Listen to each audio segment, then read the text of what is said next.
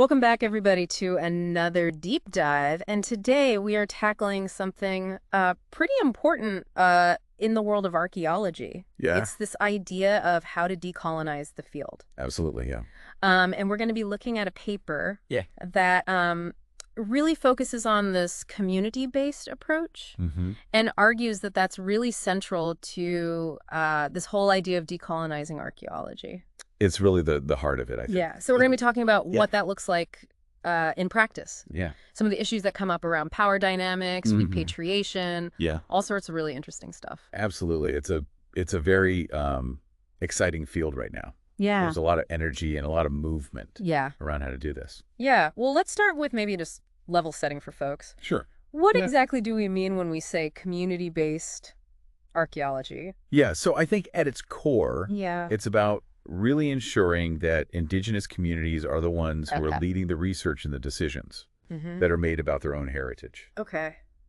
So, for a long time, archaeology has been something that's been done to communities, Yeah. not with them. Right. And so this shift is really about acknowledging that communities themselves Yeah.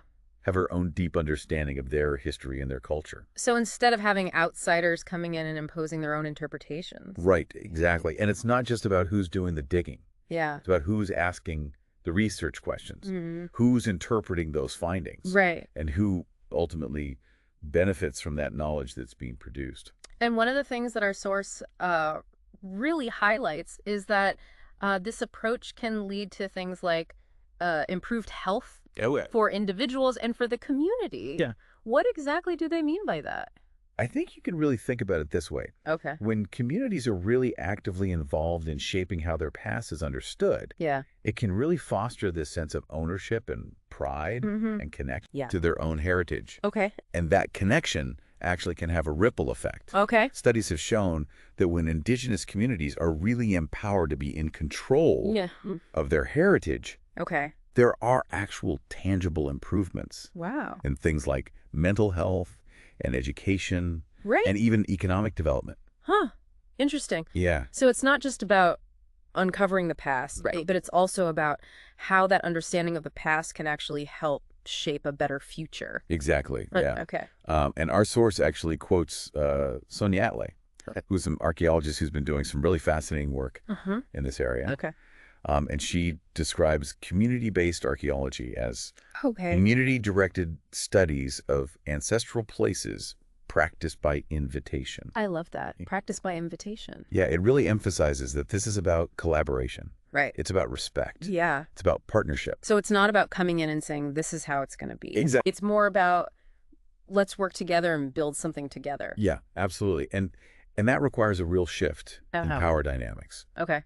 So if we think about how archaeological research Yeah. has been done in the past, decisions were often made without any input Right. from Indigenous communities at all. Yeah. Like imagine a team of researchers just coming into your ancestral land Okay. and starting to excavate without even consulting you. I can't even imagine how frustrating and disrespectful that would be. Exactly. Yeah, it'd be like someone coming into your home and just rifling through your family photo albums Exactly. without even asking. Yeah. And that lack of respect also extended to how artifacts were treated, Mm-hmm. often ending up in museums, Right. far removed from their communities of origin. And that's where this whole idea of repatriation comes in. Exactly. So when we're talking about repatriation, are we talking specifically about returning objects? Yeah, we're talking about returning objects and remains to their rightful communities. Mm. And really the idea behind that is recognizing that these aren't just objects to be studied. Right. They hold incredible cultural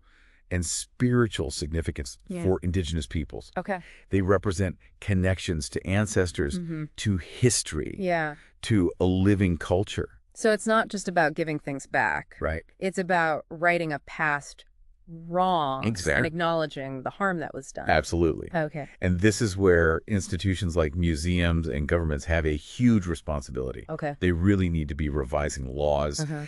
implementing practices that are culturally sensitive Yeah. and really working with indigenous communities, Right. not just for them. Yeah, our source actually has this quote from Kakaliouris, and I just love how he phrases this. Yeah. He says, archaeologists, anthropologists, and museum workers also share a responsibility to not treat repatriation as a charity benevolence or appeasement. Yeah, that's such a great point. I think that's so key. Yeah. Because so often it is treated as if we're doing people a favor by giving them back what was already theirs. Exactly. And it's really about recognizing inherent rights. Absolutely. Yeah, okay, so we've talked about this shift in power dynamics. We've talked about repatriation. Yeah. And the source also really emphasizes the importance of collaboration. Yes. And it even brings up this concept of double consciousness, Yeah. which I find really fascinating. It's a really interesting concept. Yeah. Can you maybe unpack that a little bit for folks? Yeah. So it's a concept that originated with W.E.B. Du Bois. Okay. And essentially what it refers to is this ability to see the world through two different lenses. Mm-hmm. And in this case, we're talking about seeing the world through both Western and indigenous perspectives. So it's recognizing that there isn't one single objective truth about the past. Yeah. It can be viewed and understood in many different ways. Yeah. And instead of trying to force indigenous history into a Western framework, Yeah. double consciousness encourages us to look for the places where those perspectives intersect and where they challenge each other. Interesting. And it makes for a much richer and more nuanced understanding of history. It's like looking at a landscape through different filters. Right. You know, you might see totally different things depending on what filter you're using. Exactly. Yeah. And the beauty of it is when you combine those different perspectives, Yeah. you get this incredible depth of understanding. Yeah, that makes a lot of sense. Yeah. And that's really what we're striving for in decolonizing archaeology. Our source specifically calls out the work of Sonia Adelaide as a really great example of this in practice. Yeah. They talk about her focus on collaboration and partnership. Can you tell us a little bit more about her work? Yeah. So her work is really innovative. Okay. She uses what are called graphic narratives, Okay. which are essentially visual stories Okay. to help communicate complex archaeological findings and also stories about repatriation. So, like, instead of writing an academic paper, she's creating comics. Well, it's a little more nuanced than that. Okay.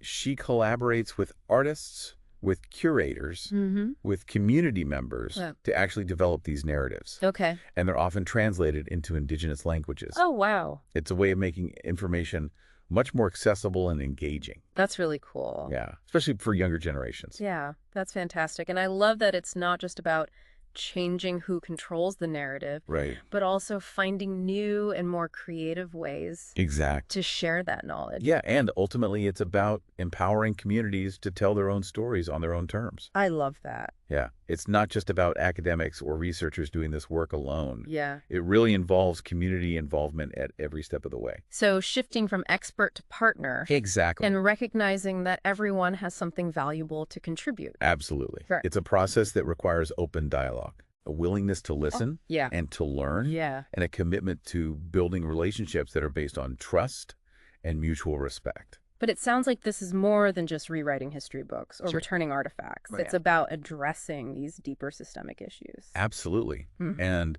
one of those issues is recognizing that this is an ongoing process. Okay. It's a journey. It's not a destination. There are always going to be new challenges to overcome, Right. new perspectives to consider, Yeah. and new ways to approach this work. Our source uses this phrase, Yeah. mutual, reciprocal, and greater understanding of the process of knowledge. Yeah. Which I think is a beautiful way to put it. It is. It really highlights this need for ongoing dialogue and learning. It does. And it reminds us that decolonizing archaeology isn't about creating a them versus us mentality. It's really about recognizing the interconnectedness of our histories and working together Yeah. to create a future that's more inclusive and equitable for everyone. So it's not about replacing one narrative with another, but about expanding our understanding to make room for multiple voices and multiple perspectives. Yeah. This has been a fantastic look at sort of the foundations of decolonizing archaeology. Yeah. We've talked about the need for a shift in power dynamics, the importance of community-based approaches, Yeah. and this really fascinating idea of double consciousness. And we've really just begun to scratch the surface. Yeah. In our next segment, we'll delve even deeper Sure. into how these ideas are being put into practice Okay. and the role that technology is playing in this evolution. All right, well, I am excited to dig into that. Yeah. So we'll be back after a short break. Welcome back to our deep dive into decolonizing archaeology. I am really excited to hear more about how some of these ideas are being put into practice, Yeah. especially the role of technology. Yeah, It seems like that could be a real game changer in this area. absolutely. Technology is really changing the game in a lot of ways. Yeah. Um, One of the most exciting areas, I think, is the use of things like 3D scanning Okay. and digital archives hmm as a way to document and preserve cultural heritage. So instead of objects being locked away in museums, Right. they can be accessed by anyone, anywhere. Exactly. And that's incredibly powerful Yeah. for communities that have been historically excluded hmm from these traditional archives and museums. Right. It really allows them to reclaim control Okay. over how their heritage is presented and shared. That makes a lot of sense. I can see how that would be especially important for objects that have been repatriated. Yep. So, communities can now digitize them Right. and make them accessible to their members without having to worry about those objects being physically removed again. Exactly. And digital technologies also allow for the creation of virtual exhibitions Okay. and online resources Yeah. that can reach a global audience. Mm-hmm. So imagine, a young Indigenous person living in a city far from their ancestral lands, being able to explore a 3D model of a sacred site Wow. or listen to elders sharing stories about its history. Yeah, it's like a whole new way of connecting with heritage and keeping traditions alive. Exactly. Yeah. And it's not just about preserving the past. Okay. It's also about using technology to revitalize culture and language. Interesting. So there's some really amazing projects underway right now Okay. that are using digital platforms to do things like document and teach Indigenous languages Wow. or create interactive maps of traditional territories Perfect. and even develop video games that Oh. incorporate Indigenous knowledge and storytelling. That's amazing.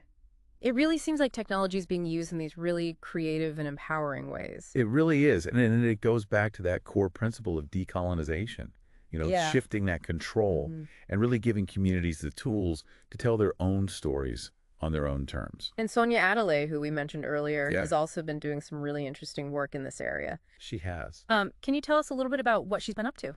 Yeah, so she's been using digital storytelling platforms Okay. to create these really interactive and engaging narratives about repatriation. So kind of building on those graphic narratives we talked about, Exactly. but making them even more immersive. Right. And these platforms allow her to incorporate things like audio recordings of elders, Wow. archival photos, Okay. even animations. Sure. And it just creates a really powerful, multi-layered experience for the viewer. Yeah, it seems like finding ways to make this information engaging and accessible is Yeah. so key, especially for younger generations who are so used to interacting with the world digitally. Absolutely. And it's not just about reaching a wider audience either. Yeah. It's also about using these tools to educate and inspire a new generation of Mhm. archaeologists, anthropologists, museum professionals Okay. who are really committed to this idea of decolonization. So it's about creating a more inclusive and representative field Okay. where Indigenous voices aren't just included, Right. but they're actually leading the way. Absolutely. Yeah. And that requires real systemic change Okay. within institutions. So it's not just about individual researchers changing their approach. Right. It's about the institutions that support them and fund that research. Exactly. And it involves looking critically at things like hiring practices, Mhm. funding priorities, Right. even the language we use to talk about Indigenous cultures. Our source really emphasizes that this isn't a one-man job. It isn't. It requires a collective effort. It does. And it's important to acknowledge that this work isn't always easy. Okay. There can be tensions and disagreements, Mhm. even within Indigenous communities, Yeah. about the best way forward. Yeah, that makes sense. But I think the key is to approach those conversations with respect Mm-hmm. and a willingness to Yeah. listen and learn from each other. It sounds like building trust is essential. Absolutely. Yeah. Especially given that history of exploitation and misrepresentation Mm-hmm. that so many communities have faced. Right. And trust takes time. Yeah. It's about showing up consistently, Correct. being transparent in your intentions, Mhm. and following through on your commitments. Yeah. It's about building genuine partnerships Yeah. that are based on mutual respect and understanding. So it's not just about changing policies or practices. It's Right. also about changing relationships. It is. Yeah. And recognizing that knowledge isn't just something to be extracted, and studied. Right. It's something that's held and cared for by communities. Yeah.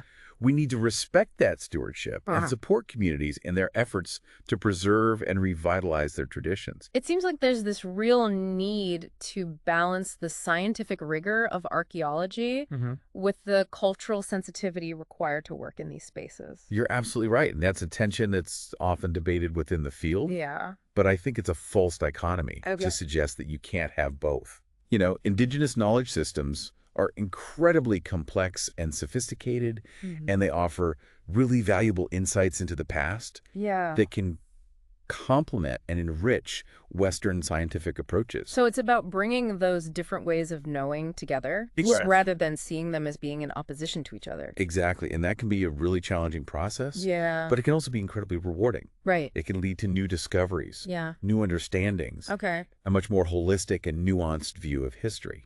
I love how this whole conversation has really highlighted the importance of challenging assumptions and looking at things from multiple perspectives. It has. And that's a skill that's valuable far beyond the field of archaeology. Right. It's relevant to how we engage with information, how we build relationships, how we navigate a world that's increasingly interconnected and complex. You know, it makes me think about all the legal and ethical considerations that must come into play when we're talking about decolonizing archaeology. Absolutely. Because it's not just about changing practices, it's also about changing laws and policies. You're absolutely right. There are a number of laws and policies that have been put in place to try to protect indigenous cultural heritage, but they're often inadequate or they're poorly enforced. Like NAGPRA here in the United States. Exactly. The Native American Graves Protection and Repatriation Act. Yeah, and NAGPRA has been really instrumental in returning thousands of ancestral remains and sacred objects to indigenous communities. Right. But it's really just a starting point. Okay. There's still a lot of work to be done to ensure that indigenous communities have a real say in the management and protection of their cultural heritage sites. So recognizing their sovereignty and their right to self-determination. Absolutely. Not just when it comes to objects, but also to places and to landscapes. Exactly. And that involves working with communities to develop approaches to research and conservation that are culturally sensitive. Okay. That might mean limiting access to certain sites, using traditional knowledge to guide conservation efforts, or even deciding not to excavate at all. So sometimes the most respectful approach is to leave things undisturbed. Exactly. And that can go against a lot of the traditional impulses within archaeology. Yeah. But it's essential if we're truly committed to decolonization. This whole movement seems to be gaining a lot of momentum. It is. All over the world, not just in archaeology, but in fields like anthropology, museum studies, even history. It is, and it's incredibly inspiring to see indigenous communities around the world reclaiming their heritage and asserting their rights. It's about challenging the way we think about knowledge and power and representation. Exactly. And it feels like a shift that's long overdue. It is. The decolonization movement is really about recognizing the injustices of the past and working to create a more just and equitable future for all. It's been so fascinating to really explore this topic in depth. It has. And I think one of the key takeaways for me is that decolonizing archaeology isn't just about the past. You're right. It's about creating a more just and equitable present and future. Exactly. It's about recognizing that our histories are interconnected and working together to build a world where all cultures are valued and respected. It's been a pleasure diving into this with you. Yeah, this has been great. And in our final segment, we'll explore some of the key challenges and opportunities that lie ahead and what the future might hold to this important work. We're back for the final part of our deep dive into decolonizing archaeology. And wow, this has been, I think, one of the most eye-opening conversations I've had in a long time. It's really challenged me to think about my own assumptions about history and whose voices get to be heard. Yeah, it's a field that really forces us to confront some uncomfortable truths about power and colonialism and the ways in which knowledge has been used to marginalize certain communities. But it's also incredibly hopeful and inspiring to see how indigenous communities are reclaiming their heritage. And really leading the way in shaping a more just and equitable future for archaeology. One of the things that has really stuck with me is this idea that decolonizing archaeology Yeah. isn't just about adding a few indigenous voices to the mix. Right. It's about a fundamental shift in power, So as our source really emphasizes. it's about recognizing that indigenous communities have their own systems of knowledge, their own ways of understanding the past, Right. and their own right to control the narratives about their heritage. Yeah. It's not about integrating indigenous knowledge into a Western framework. Right. It's about challenging that framework itself. And that really brings us back to this idea of community-based archaeology, which we've talked about throughout this entire deep dive.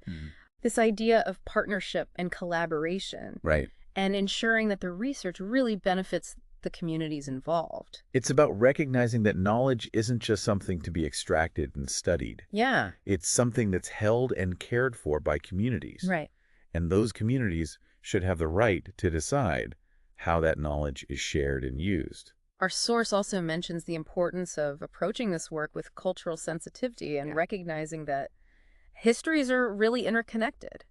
It's not about erasing Western perspectives, but it's about weaving them together with indigenous knowledge. Right. To create a more complete and nuanced understanding of the past. And that's where things can get really interesting. When you bring together different ways of knowing, you open up all these possibilities for new discoveries, new interpretations, and a much richer understanding of the past. Yeah. It's not always easy. Right. It can be messy and challenging. Yeah. But it's essential if we want to move beyond those colonial legacies that still shape so much of archaeology today. So as we sort of wrap up this deep dive, what are some of the key challenges and opportunities that you see for decolonizing archaeology moving forward? Well, I think one of the biggest challenges is really addressing that legacy of mistrust that exists between indigenous communities and academic institutions. All right. You know, there's a long history there Yeah. of exploitation and misrepresentation that needs to be acknowledged and addressed. Right. Building trust takes time. Yeah. It takes transparency and a genuine commitment to listening to and respecting the perspectives of indigenous communities. It's not just about changing policies and practices. Right. It's about changing those relationships. It is. And building those relationships on a foundation of respect and reciprocity. Absolutely. Okay. And it means being willing to share power, Yeah. to cede control, and to recognize that Western science doesn't hold all the answers. Okay. It means being open to learning from indigenous knowledge systems. Right. And recognizing that those systems have their own validity and value. It's about approaching this whole idea of knowledge with humility. Yes. And a willingness to learn from those who have been historically marginalized and silenced. Another big challenge is securing funding and resources for these community-based projects. Okay. You know, often the funding structures that are in place Yeah. prioritize traditional academic research, and that makes it really difficult for community-led initiatives to get the support they need. So it's not just about changing individual attitudes, it's also about changing the systems that are in place. Exactly.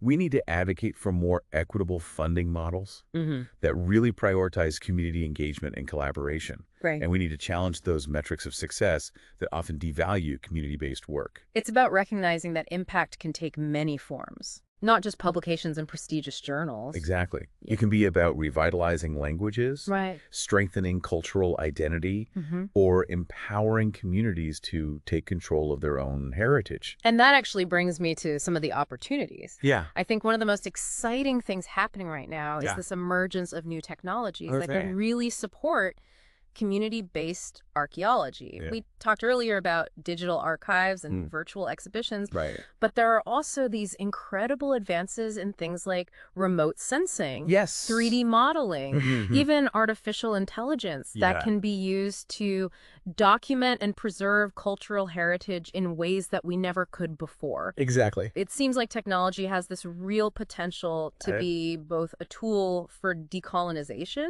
but also a potential threat. Right. It's all about how it's used and who controls it. You're absolutely right. Yeah. It's crucial that these technologies are developed and used in a way that benefits indigenous communities, Yeah. not exploits them. That's right.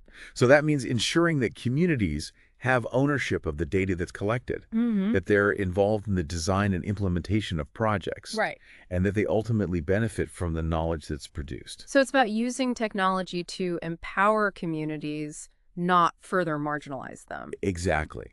And that's where education is so important. Okay. We need to be training that next generation Yeah. of archaeologists, anthropologists, and museum professionals Mhm. to really think critically about the ethical implications of their work Right. and to be allies in this fight for decolonization. It's about making sure that these principles of decolonization are woven into the very fabric Yes. of these fields, Yeah. not just treated as some sort of add-on or special interest. And it's about creating pathways for Indigenous students Right. to pursue careers in these fields Yeah. and to bring their own perspectives and knowledge to the table. So it sounds like ultimately the future of decolonizing archaeology is really in the hands of that next generation, both Indigenous and non-Indigenous, working together to create a more just and equitable field. I really believe that. Yeah.